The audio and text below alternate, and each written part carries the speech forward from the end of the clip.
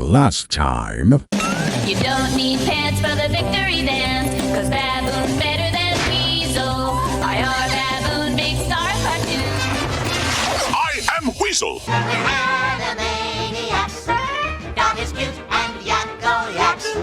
Wacko packs away the snacks while the Plankton plays the sax. We're Animaniacs.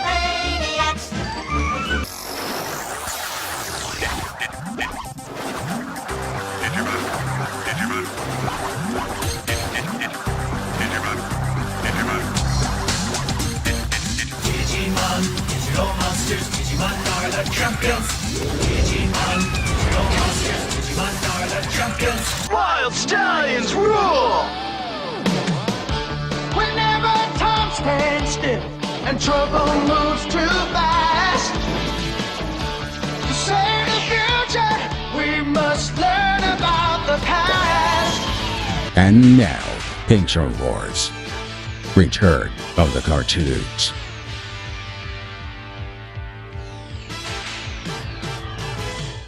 Let's see here. Bae, what do you want to watch? And you're muted. You're muted, dear.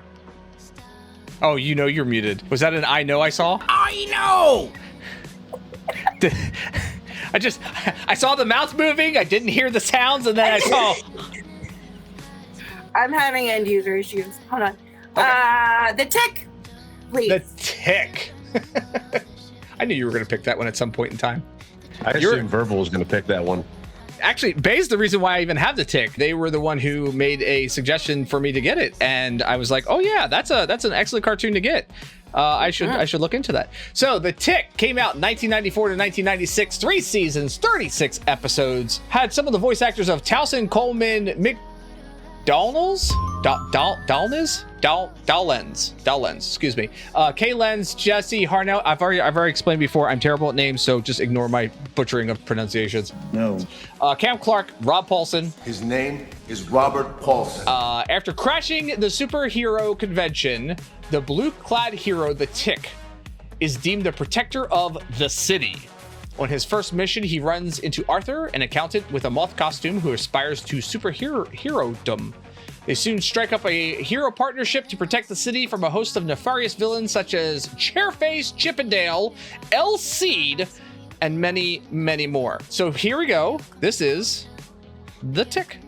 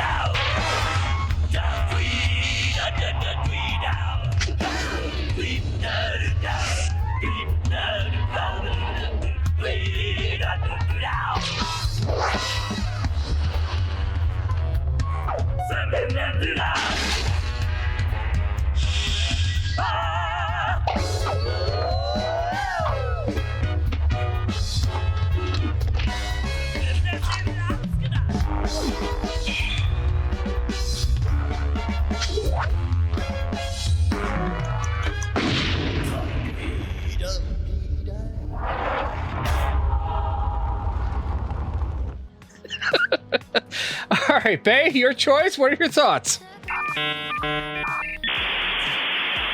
You're on mute, dear. Fuck! Yep, that's right. One of these days I'll remember to check first. I just thought it was okay. Like, I don't know, Man. It reminded me of a bunch of fun stuff from my childhood, but it didn't, like, the intro itself didn't really do anything. So I'm gonna say could be better. Okay. Night Lebuhdez? Exactly what Bae said, right? Like, that cartoon, I love it. I love The Tick. It is a wonderful cartoon. Watching the intro now, it did not do anything for me. We also voted could be better. You thoughts? I never watched The Tick, so I don't have any emotions related to it, but I was very unimpressed by the intro. The song was bad. I didn't really understand who the characters were, what was happening, and yeah. Much like Digimon, I kind of wondered if I was on like some kind of bad trip during most of that. Buttons. So I never watched The Tick, and I wish I did because I've heard only good things about it. But please, if somebody else can correct me on this one, I feel like the opening does a really good job of introducing you to the world. So it seems like the Tick is a superhero who isn't like widely praised because he's destroying the city and it kind of is there. I'm seeing head nods, so hopefully I'm right. It seems like he doesn't have a secret lair because he lives in an apartment. And his like cast of villains are kind of crazy and wacky, and that's the whole premise of the show. And like you see like the other superheroes that may look down upon him. I thought it was funny when you saw like the Batman and it's like an actual bat's head, and then you see like what I can only assume is like a Captain America and Wonder Woman clone, kind of like combined into one. I thought that was all like, I feel like, here's the thing about this opening. I feel like there's a lot of great things out there. I feel like it has a really good premise there. But the problem is I feel like it's just scattered, where they're like, we're going to show the visuals. And the guy who was like writing the song was not told about this. And so he came up and he's just like, let's throw down a cute little beat and stuff like that. So with that being said, I actually give it a D. Not in the sense of it being bad. I think it does an amazing job intro, but I feel like it's just so out there that I just can't really say anything more than it needs more. It's kind of like somebody explaining what Rambo's voice sounds like to someone who's never heard Rambo before, and then they try to do Rambo. Get me Rambo. How can I help you this time, Colonel Troutman? It'll be my pleasure, sir. Boomer, Nessa. So I agree with everything Buttons just said. I think, again, I watched the show. I thought the show itself was good, but the intro didn't do anything for me. Like if I was just watching the intro, it didn't necessarily pull me in to want to watch the show. So I'm glad that I stuck with it, all those episodes, and watched it. But I also still have questions like, who decided the Tick? Like it could have been a fly, could have been a maggot. Like who was the one who was like, you know what? Let's make it a Tick. I have questions. So I was kind of torn between really liking it and really not liking it at the same time. There was stuff to love there, like the weird kind of off the wall villain styles. The overall animation was kind of trippy and surreal, and I like that. The music did really do it for me. All in all, I was kind of in the C to D tier range here. Like I do kind of want to go back and watch the show because I do like the concept of the Tick, but at the same time, like this intro didn't really do it for me, so I'm comfortable putting it at D. Yeah, like what could we tell from the intro? We could tell it was a superhero show, right? That was very obvious. It was a superhero show. We could get a good idea of who the main character was. I mean, he's the biggest, bluest thing there. We could tell that the villains that the Tick was going to end up facing are going to be rather silly and ridiculous and unusual. But that was it, really. Like, there was really nothing else there to grab you and pull you into this. It was very lackluster. It was not like you if you compare that to like the Batman intro has so much more to it than the Tick does as far as grabbing you and pulling you in. There's a lot more action. This is just, it kind of feels like somebody took random parts from episodes within the series, threw them at the wall, and in whatever order that they landed in, that's how they put the intro together. So I gave it a D. Could be better as well. I mean, it's just it's a great cartoon series. That intro does it no justice whatsoever. And by the look of voting, that's where this one's going to land. So we're going to drop that into the D tier. I'm not going to say the D slot again. Oh, damn it. Damn it. Anyway, I lost myself. Who picked that one? Moving on then. Buttons, you're up next. What would you like to watch? I want to throw a curveball into the mix. I want something that really it could be, if you put it on this list, might be a contender for the greatest of all, because I think it might kill everybody else on this list, figuratively and literally. I think we have to go with the Highlander. What's so fucking funny, giggly bitch? Okay, all right, Highlander. Sure, let's go with Highlander. Highlander, the animated series, came out in 1994 to 1996, ran 2 seasons, 40 episodes. It contained people I'd never heard of before. Mikolos Perlos, Graham Haley, Ben Campbell, Tracy Moore were some of the voices that were involved in the series. The synopsis was 7 centuries had passed since the Earth plunged into darkness. And 7 centuries since the Genitor swore to regain from man his lost knowledge of freedom, all the immortals took an oath, all except for one, who dominates the world, but soon... Actually, this freaking synopsis makes no sense whatsoever now that I'm reading through it again. This animation follows the adventures of Quentin MacLeod, the last of the MacLeods, set in a post-apocalyptic world where almost barren of technology and civilization. The immortals' oath was to lay down their swords, and when Cortan decided not to, swore an oath to begin to wait for the Highlander. Basically, all the immortals chose non-violence except for one person, and then Quentin MacLeod comes along. So this we'll watch this. This is Highlander the Animated Series. 7 centuries have passed since the Earth plunged into darkness. 7 centuries since the Genitor swore to regain from man his lost knowledge and freedom. All the immortals took the oath, all except one, who dominates the world. But soon an immortal will come to confront him. His name is Quentin MacLeod. He is the Highlander.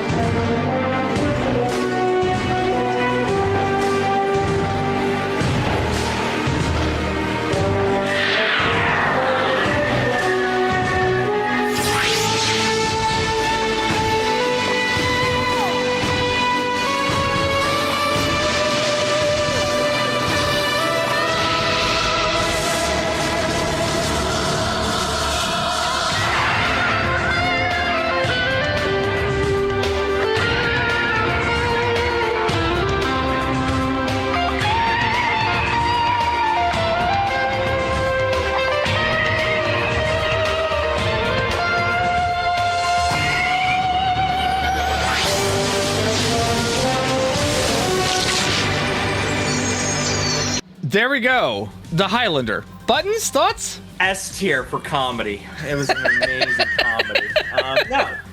Okay, so last stream, I brought up a question when it came to Rambo and a bunch of other stuff. I was like, what executive said, wow, we should make a Rambo movie that's rated R and make it for kids and introduce it? And I finally figured out why. It's because they wanted kids to also have the conversation with their parents so that, hey, it's like, hey, remember Highlander, how great that movie was? And everybody was like, yeah. And the kids could be like, well, I've seen a TV series based around that. And it was wacky. This whole opening was wacky. I loved, ironically, the whole, like, you see the passing of the faces and you see, like, text just appear up at the bottom. Something like it came from, like a 90's, like, you know, rom-com thing. And it's just as, like, weird, like, I can't even, like, all the notes are just weird and bad.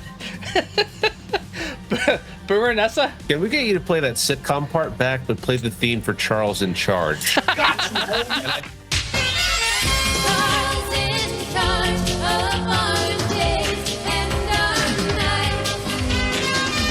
I feel like it's going to be a better fit. You are correct, sir. Also, how are we going to have a 30-second monologue? And I still don't know what the hell is going on in this show. Yeah, I can agree. The animation felt cheap. Like, things just didn't look the way they were supposed to. Like, there was a lot of distortion on, like, angles and where stuff was heading, and I didn't like it. Again, I feel this is another thing that didn't necessarily need to be a cartoon. We also did laugh a little bit because you read the synopsis and then they literally said the exact same word for word. I know. And it didn't make sense when I was reading it, and it didn't make sense when I was hearing it either, so.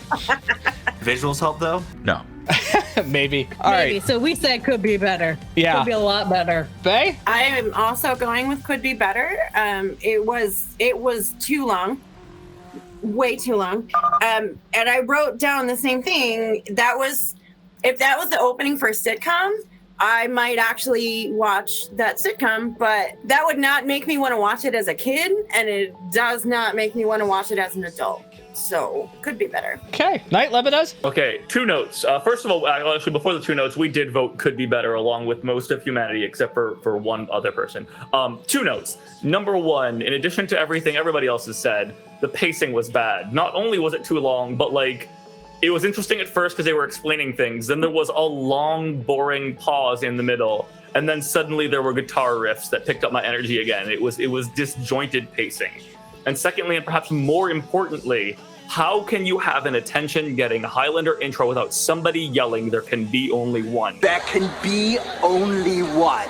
You can't, they didn't, like F tier. Lebuhdez? I just realized that I was confusing Highlander with Braveheart. That's what I thought Mel Gibson was in. Freedom!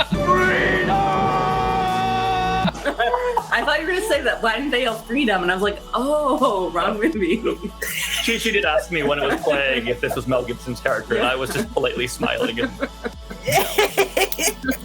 No. Yeah, I agree that it could be a lot better. The issues that I've got with this one is that they are once again taking an R-rated movie and trying to market it towards kids in the most non-violent way possible. Like, in order to acquire the quickening, they have to figure out how to do this in non-violent ways, so you're not cutting people's heads off. The Ramirez character that you saw, Ramirez, get the fuck off of the room! with Quentin MacLeod there, exist in this post-apocalyptic world, but in the movies, Ramirez dies in the first movie. Like, he doesn't exist beyond the first movie, but yet he somehow makes an appearance in this cartoon. It's just, it also felt like they couldn't afford to pay for the Queen song, so they kind of like wish ordered the Queen song, and it was kind of close, but it wasn't exactly right. There's so much wrong with this intro, and it generated no excitement whatsoever. And I personally can't even speak that the series is any better than the intro, to be honest with you. But we still watch it, so yeah, I voted on it could be better as well, and it looks like that is exactly how the voting is going. So I have no qualms whatsoever about just shoving this down into that D tier and just leaving it there. All right. Is it my turn again? Yes. Is this my turn? Okay, this is my turn. Okay. So, let's see here. What do I know exactly what I want to go for. I want something zany, something weird, something wacky, something wonderful. I'm going with Freakazoid. Came out in 1995, ran to 97, 2 seasons, 46 episodes. I have Pale Rug was Freakazoid. Maybe that was a typo. Pale Rug? I don't know if that's actually the person's name. David Kaufman was Dexter. Ed Asner, Frank Welker. Once again, throw up another count for Frank Welker. Tress McNeil. Dexter Douglas is a mild-mannered teenager who, one snowy afternoon while logged onto the internet, is thrust into a horrible crash on the information superhighway and transformed into the electrifying superhero. I don't really know if there's a whole lot that this synopsis can explain for you, because there's no explaining Freakazoid really. So I'm just going to play the intro and just be done with it. Hell, it's about time. Because there's no explaining. So here we go. Freakazoid. Super team extraordinaire, Freakazoid, Freakazoid, runs around in underwear, Freakazoid, Freakazoid, rescues Washington DC, Freakazoid, Freakazoid, and something better's on TV, Freakazoid, Freakazoid, his brain's overloading, it has a junction coding, textbook case for Sigmund Freud, Freakazoid, Freakazoid. Check out Dexter Douglas, your computer hates. When surfing on the internet, he was dashed to cyberspace. He turned into the Freakazoid, who's strong and super quick. He drives the villains crazy, cause he's a lunatic. His home base is the Freakaland, Freakazoid, Freakazoid, toy apart and cuts his head, Freakazoid, chimpanzee, rides around in a Freakoman, Freakazoid, Freakazoid, hopes to make a movie hit, Freaka me, Freaka you, he's here to save the nation, so stay tuned to the station. If that will be unemployed, Freakazoid, Freakazoid, Freakazoid. Thank you, Slam, for the clarification. It's Paul Rugg is the voice of Freakazoid. I had an unfortunate typo in my spreadsheet, so that's how that works. I love this intro. It is weird. It is zany. It's got good pacing. I know it says the name over and over and over again. We've already discerned that there's a lot of repetition in cartoon intros. That's just, it's the nature of the beast at this point. But it is different enough and kind of all over the place, and it pretty much follows the cartoon, because the cartoon is all over the place. I really like this. I'm going to rate this one as a great intro. I'm not necessarily going to say it's an amazing intro, but it is definitely great. Yeah, that's really, I just thoroughly enjoyed it. I just think it's crazy and stupid enough that it's fun. So there we go. Boomer, Nessa? So I'm kind of conflicted on this one. Like, I was talking with Nessa when the literal second you picked it, I looked at her and I said, I loved this fucking song as a kid.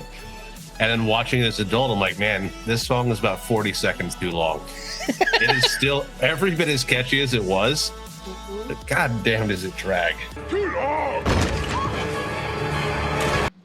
I agree. I don't have any different feelings than Boomer does.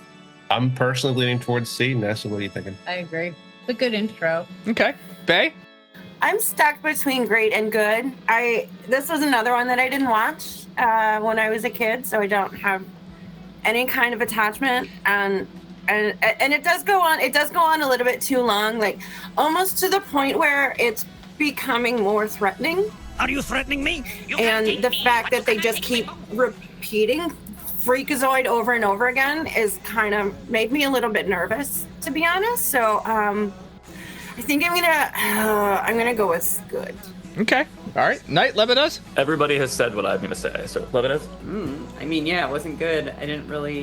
It wasn't bad, but it wasn't, I don't know. I guess we went a little higher than I would have gone. I would have gone with C, I think, and we went with B. As soon as I clicked B, I wish we'd gone with C, actually. Yeah, because the song is catchy, but it was too long. I didn't understand what was happening. It didn't explain much. Okay. Buttons? I think Burbs and I are the ones who are probably saying it's an amazing intro, and I think it is a fantastic. It's just wacky. It's crazy. It's cartoons. It's great. I found the whole appeal of it to be just fantastic. The song has been stuck in my head since I first heard it in the 90s, and I still say runs around in his underwear, Freakazoid, Freakazoid. It's just catchy, and I love it, and it just like, it brings you, like, when you watch this intro, you're what you're going to get, and it's not going to be like, it's just a nice flow with it. Okay. All right. Well, it looks like voting on this, though, is going to drop it into a C tier, which, I can understand that. I can see that. So unless there's a massive amount of votes all of a sudden, we're going to drop that right on into the C tier. And let's see. Boomer and Nessa, what do you want to watch? So I'm going to pick one that's kind of off the wall here, a cartoon that I loved as a kid, and I am 100% ready for this intro to get shit on because it's going to be 100% cringe. Oh, great. I'm going with James Bond Jr. Oh, man. Oh, yeah, this is going to be bad. All right, James Bond Jr. Once again, didn't realize it needed to be a cartoon. Ran 1991, one episode. What?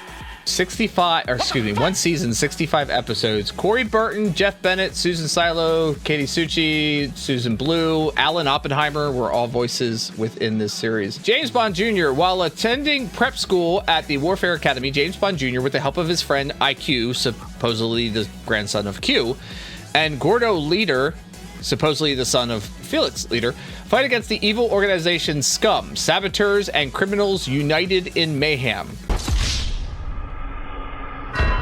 Yeah, there's an acronym. Expanding on his uncle's famous line, James Bond Jr.'s catchphrase was Bond, James Bond Jr. Here we go. James Bond Jr. Bond.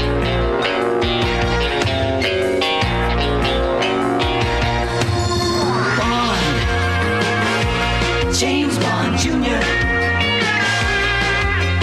No one can stop him, but Scum always tries. Young Bond cuts through each web of spies. He learned the game from his uncle James. Now he's heir to the name. James Bond. James Bond Jr.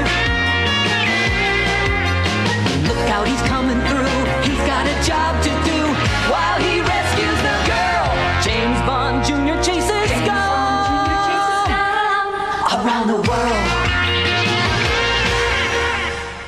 There you go, James Bond Jr. Boomer, Nessa, thoughts? So I have zero memories of the actual show itself, but I remembered every single word of that song, every single little background melody, and yeah, I was right. It's pretty fucking cringe. So I had some questions because I was curious, being James Bond Jr., like who his mom is and what the whole like. Oh, that's fast. I don't understand where the junior came from. That's all I'm gonna say, because he's not a junior, and that's a little weird if you start digging into that family timeline. Just saying. We'll discuss this one later. Yeah, that'll be a long offline discussion.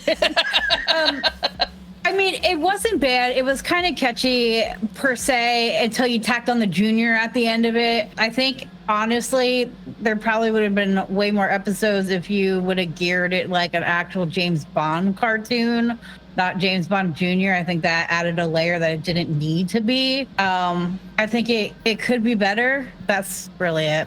It was sort of a weird mix of tones with the music too, because you felt like they were trying to shoehorn in like the classic Bond theme sort of motifs into an upbeat rock song, and it didn't really work. That's fair. Bae?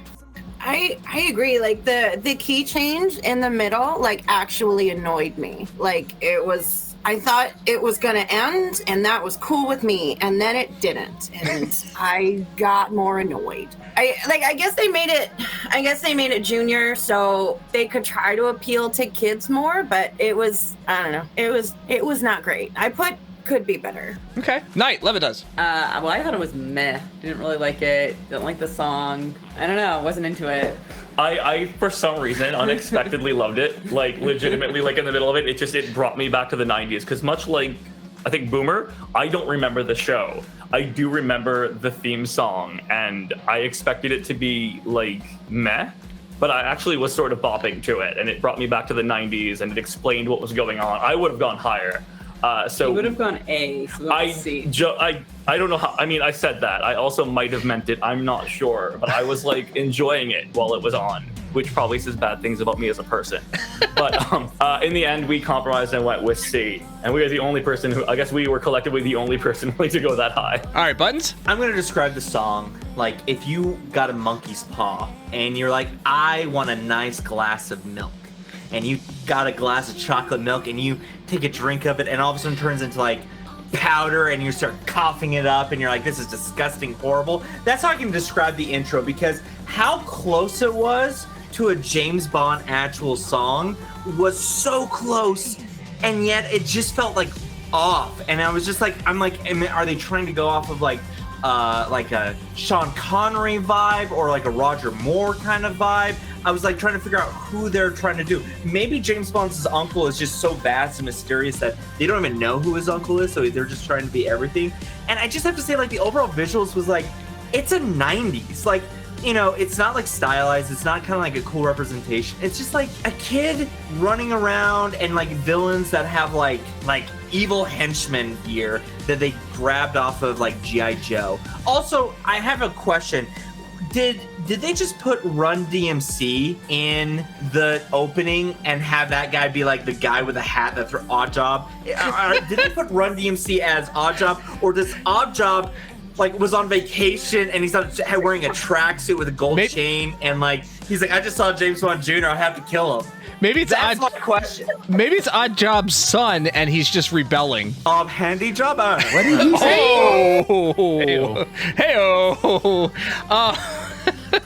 So no job like an odd job. Oh, part-time job. I don't know. Yeah, I don't want a job.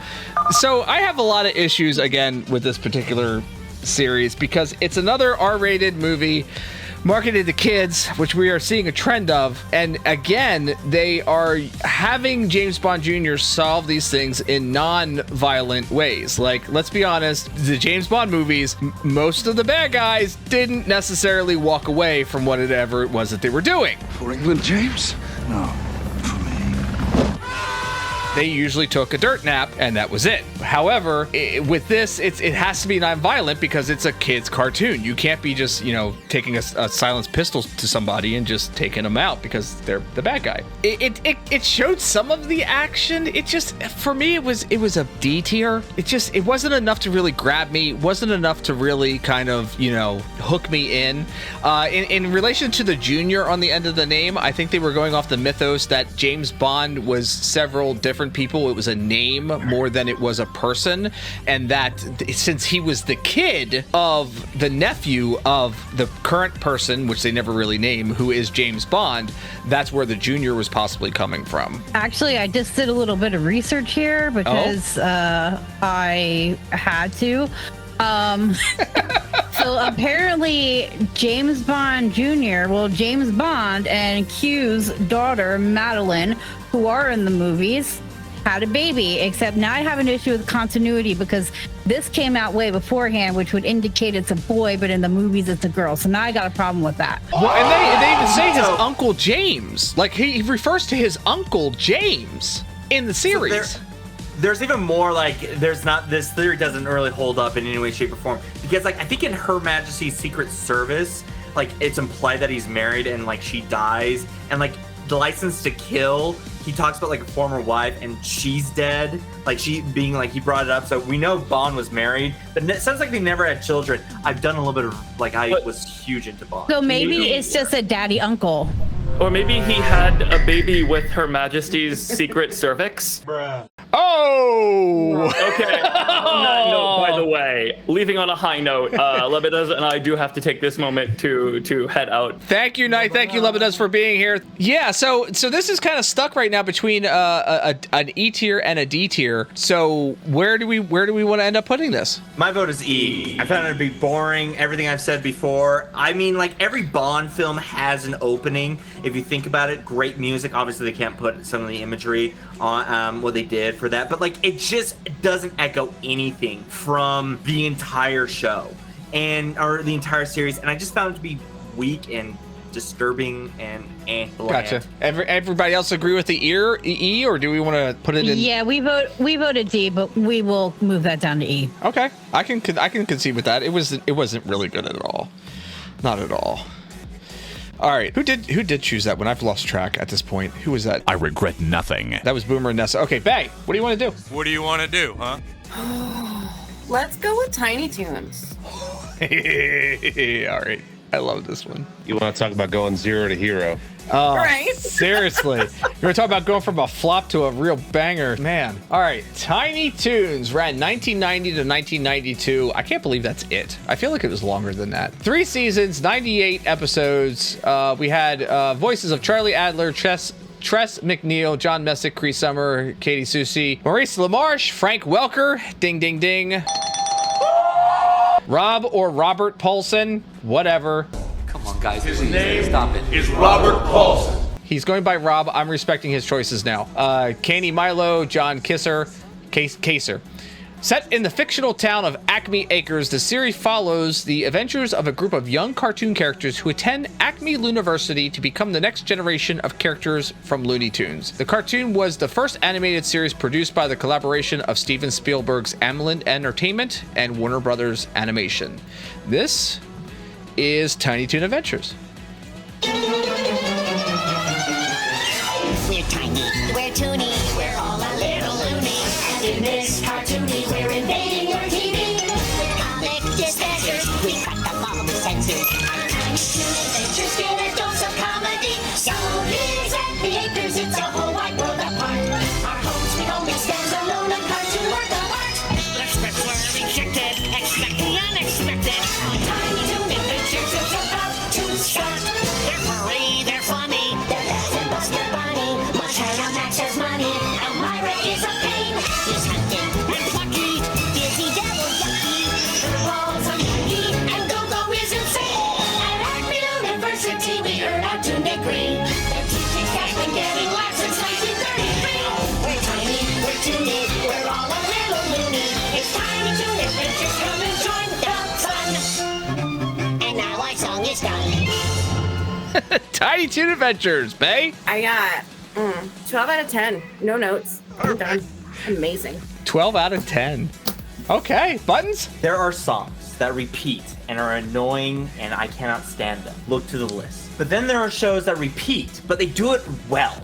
And this show does it well. I feel like, yes, when they do repeat, it's to show like a break in the song and introduce something else. And yes, they were trying to fill a time slot because intros had to be a certain amount of time. And this one does it perfect. You are introduced to the characters, you know the premise of the plot, and you are given that kind of same energy throughout, and you feel like you didn't have like any lack in it. I'm gonna put this in an A tier, if not higher. I mean, what else can I say other than perfect? All right.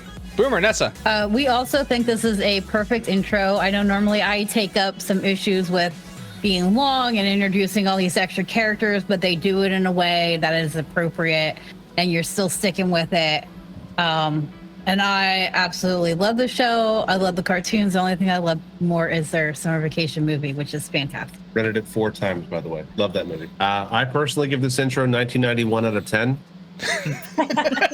I probably would have cut it right before the character intros for me personally, but again, it was still engaging. It still got the job done. Easy A tier. I absolutely agree with everybody. It's an A tier. This is the cartoon I go to when I want to watch that, and Animaniacs is something I go to normally when I want to watch something weird and crazy and wacky, and just even the intro brings me pure joy. And that's really all that I have to say about it. I don't have anything else to say. So there we go. And I mean, unless there's like a weird freaking, surge of votes coming out of left field, I don't think anybody else is going to top this. After these messages, we'll be right back.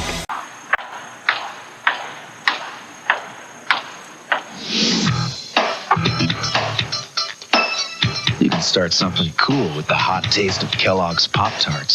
So cool, they're hot, so hot. The taste of real fruit, real hot, hot, hot. So cool, they're hot, so hot. Kellogg's Pop-Tarts? They're cool.